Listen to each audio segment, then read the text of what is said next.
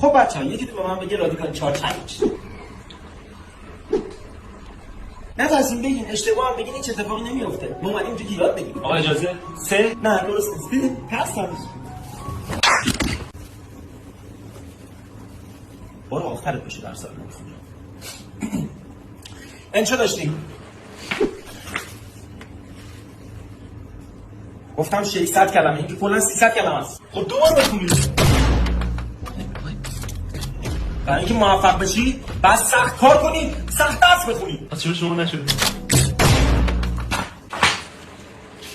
خوب که برو بیرون، فردا با والدینت میری. تو که هنوز وایسادی؟ آقا هر چی میگردی بکنمون نیست. برو پیداش کردم میدم دفتر. پشتش مادم